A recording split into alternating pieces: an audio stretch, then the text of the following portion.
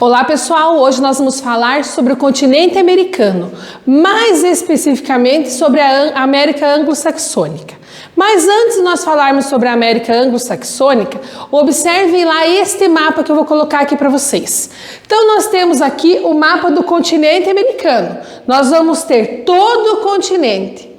Esse continente americano pode ser regionalizado, lembrem lá o que é regionalizar, é dividir de acordo com algumas características.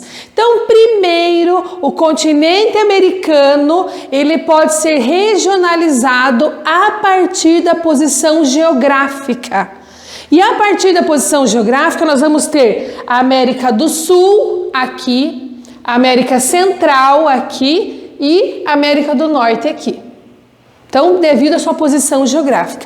Mas nesse momento nós vamos ver o quê? A regionalização devido ao desenvolvimento e colonização. E aí nós vamos ver que esse continente americano se divide em dois. Primeiro nós vamos ter o continente americano formado pelos Estados Unidos e Canadá. Apenas dois países. E essa parte aqui é chamada de América anglo-saxônica. Nós já vamos ver por quê. O restante, a partir do México e todos os outros países da América Central e da América do Sul, todos eles juntos formam o que nós chamamos de América Latina, certo?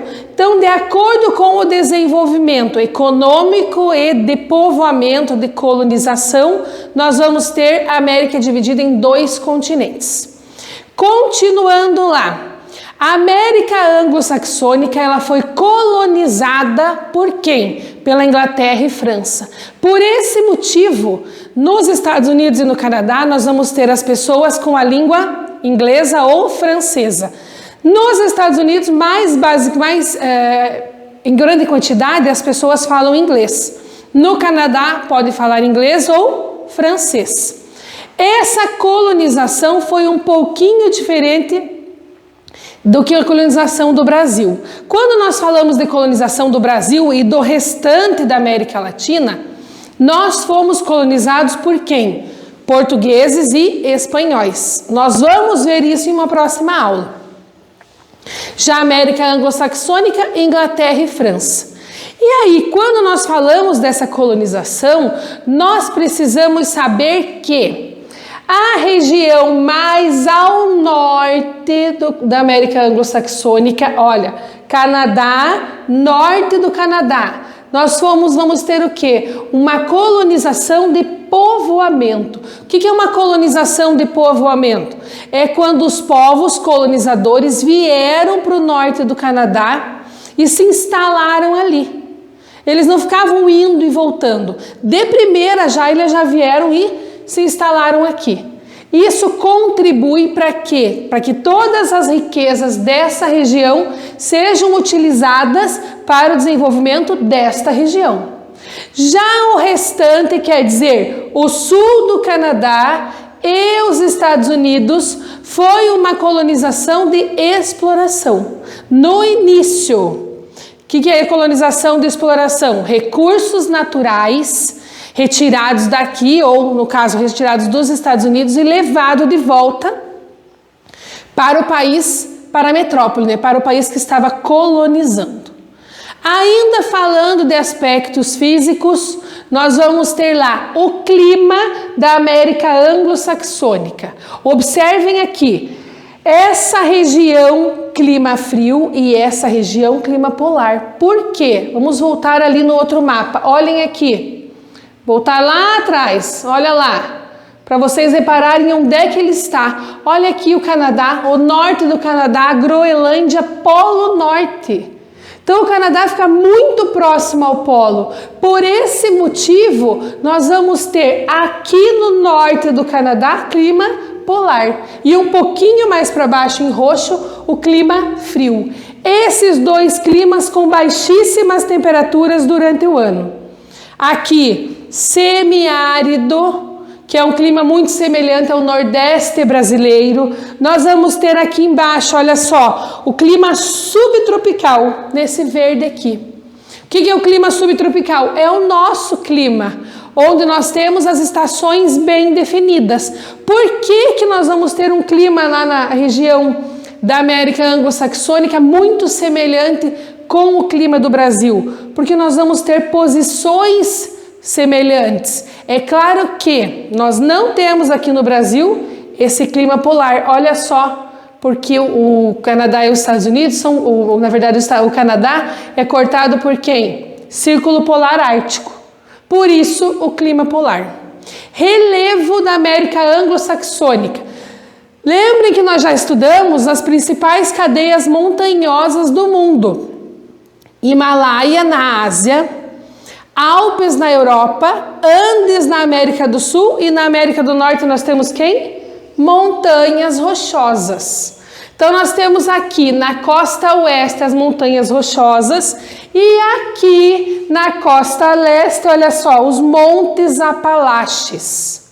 Na região mais central, a planície, e aqui nós temos Planalto. Certo? Continuando lá. Agora sim, aspectos gerais em relação aos Estados Unidos e ao Canadá. Os Estados Unidos têm a maior e mais diversificada economia do planeta. É o país com maior atividades econômicas do planeta. Além disso, os Estados Unidos é a maior potência militar e a maior potência política também. Quando nós falamos de potência mundial, nós estamos falando dos Estados Unidos. E nós já vamos falar nos próximos slides especificamente dos Estados Unidos. Canadá, ele tem as menores desigualdades sociais e isso quer dizer que no Canadá é um ótimo país para se viver. Não existe concentração de renda, porque você não tem menos, né, desigualdade social, tem menos concentração de renda. É o país com a segunda maior extensão territorial. Então nós vamos lá. Primeiro país é a Rússia, segundo, Canadá. A concentração populacional no Canadá, ela está principalmente no sul. Por quê? Nós já acabamos de ver que o norte do Canadá, nós vamos ter climas frios e polares. E no clima polar tem pouca concentração, poucas pessoas. Por isso as pessoas estão mais próximas na divisa com os Estados Unidos. Continuando lá. Fatores que contribuem para o crescimento econômico dos Estados Unidos. Olhem que ali, do ladinho eu coloquei Estados Unidos. Então, todas essas características aqui, ó, são dos Estados Unidos agora. Por que ele tem tanto desenvolvimento econômico? Porque ele tem muita disponibilidade de mão de obra, sejam dos próprios habitantes dos Estados Unidos e de uma grande quantidade de imigrantes. Vocês sabem como é grande a quantidade de pessoas que vão para os Estados Unidos à procura de trabalho. Então, quanto mais mão de obra, maiores são as condições do país se desenvolver mais, porque vai ter mais gente trabalhando. Estímulo à iniciativa privada, como assim? Estímulo à criação de novas empresas, novas indústrias particulares, para que o país se desenvolva, abundância de recursos minerais e senso de oportunidade. Como assim? Lá nos Estados Unidos as pessoas têm a ideia de que qualquer oportunidade poderia ser mais fácil, poderia ajudar a se desenvolver. A pessoa se desenvolvendo vai desenvolver o país. E aí nós vamos ver algumas características de alguns presidentes, e não todos, nos últimos anos. De 1981 a 1988, tivemos a era Reagan. Ronald Reagan era o presidente. E aí, características: avanço do pensamento e práticas neoliberais. Gente, o que são práticas neoliberais? Quando nós falamos de neoliberalismo, nós estamos falando de abertura de mercado. Abertura como? O país está aberto principalmente a exportações e a importações. Isso faz com que o país muitas vezes se desenvolva. E aí, nessa prática do neoliberalismo, Reagan fez o quê? Ele cortou os impostos, ele criou a restrição aos gastos sociais e aumenta os gastos bélicos. Como assim? Cortando os impostos, a população consome mais. Consumindo mais, as indústrias produzem mais e vai gerando mais lucro. Gastos sociais quer dizer o quê? Gasto com saúde pública. Nós sabemos que lá nos Estados Unidos não existe. Lá nos Estados Unidos, ou você paga, que eles chamam do seguro, né? Ou você paga ou você não é atendido. E muitas vezes nós reclamamos do SUS aqui no Brasil, né? Lá nem isso não tem. E o aumento dos gastos em armas nucleares, mesmo não precisando. Lembrem lá, nessa década onde Reagan era o presidente, nós estávamos no contexto da Guerra Fria, que acabou em 1991. Ele não sabia ainda que a Guerra Fria ia acabar de maneira pacífica. Ele tinha que estar preparado caso a União Soviética atacasse. Então, por isso esse investimento. E durante essa época também nós tivemos uma ascensão do Japão, um grande desenvolvimento do Japão. Próximo presidente, Bill Clinton, de 1993 a 2001. Observem ali que eu vou voltar, olha só, Reagan de 81 a 88 e Clinton de 93 a 2001. Ficou um buraco ali. Esse buraco foi preenchido por quê? George Bush pai, certo? Mas como não teve grandes modificações, ele não é citado. Na era Clinton nós tivemos a queda do desemprego nos Estados Unidos, mas mesmo com a queda do desemprego, o aumento da desigualdade no país. Aí nós tivemos uma crise no Japão, lembrem lá, na era Reagan o Japão estava em ascensão, estava crescendo. Na era Clinton tivemos uma crise no Japão e foi devido a essa crise que os Estados Unidos pensou, vamos nos desenvolver cada vez mais, e aí ele se desenvolveu, teve grandes avanços na era da informática. Foi nesse momento que nós tivemos lá o fim da União Soviética. É claro que o fim da União Soviética foi em 1991, com o fim da Guerra Fria. Mas nesse momento o que acontecia? Surgiam outros países independentes, que antigamente faziam parte da União Soviética. E também a criação do NAFTA. O que é o NAFTA? Bloco econômico formado por Estados Unidos, Canadá e México. Próximo presidente que nós vamos ter lá, George W. Bush. Esse é o filho. Quando falamos do George Bush pai, fica George H.W. Bush. E quando é o filho, George W. Bush, que é o filho dele que trouxe algumas coisas, algumas características, algum desenvolvimento para os Estados Unidos. Primeiro que nós temos lá a doutrina Bush. Quando nós falamos de doutrina Bush, o que é que vocês têm que saber? Em 2001 nós tivemos o ataque terrorista às Torres Gêmeas. E aí essa doutrina Bush foi criada a partir desses ataques, onde todas as pessoas poderiam ser investigadas desde que o governo achasse que ela poderia oferecer algum perigo ao país. Dependendo do sobrenome, do local de trabalho. Então as pessoas perderam a sua individualidade. Todos os habitantes dos Estados Unidos estavam abertos, mas não que eles quisessem, né? O governo determinou que poderia investigar a vida de qualquer um, independente da pessoa autorizar ou não. O que nós temos que ver em relação ao protocolo de Kyoto? George Bush não ratificou o protocolo de Kyoto. Lembrem lá, protocolo de Kyoto era um acordo entre os países para diminuir a emissão de gases poluentes na atmosfera. Os Estados Unidos não assinou. Por quê? Para diminuir a emissão de gases poluentes, precisava produzir menos na indústria. Se a indústria produzisse menos, o que ia acontecer? Menos lucro. Então, os Estados Unidos não assinou. Foi nesse momento que tivemos uma campanha militar contra o Afeganistão.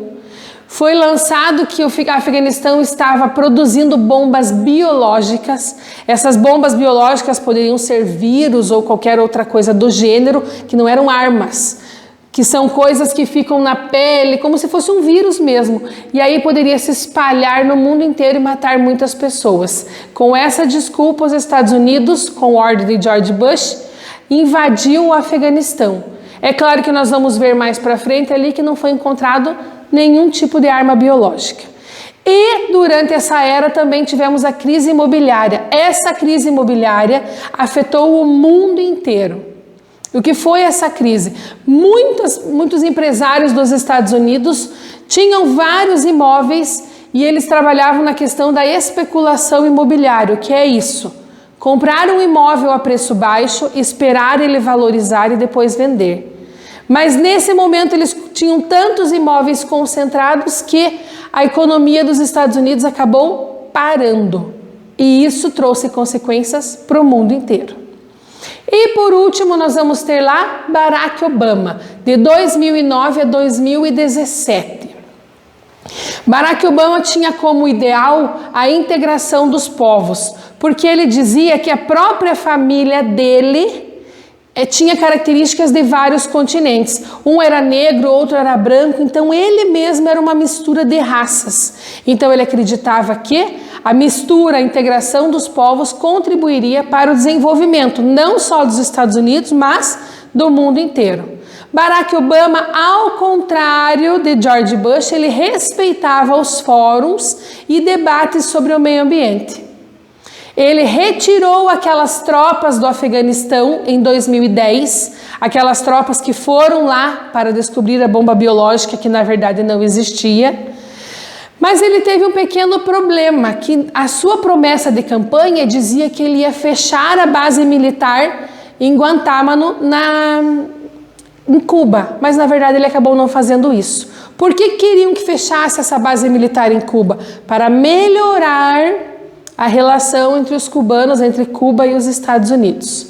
Ele conseguiu contornar a crise imobiliária que foi instaurada no governo anterior e a melhoria geral na produção industrial e economia. Então, Barack Obama fez com que os Estados Unidos, que estavam em crise na década anterior, voltasse a ser, claro que não tinha deixado de ser a potência, mas voltasse a ser cada vez mais desenvolvido em relação ao país que ele sempre foi, a superpotência que ele sempre foi. Então, pessoal, hoje nós vimos as características físicas e geográficas da América anglo-saxônica e as características econômicas do Canadá e dos Estados Unidos. Até a próxima aula!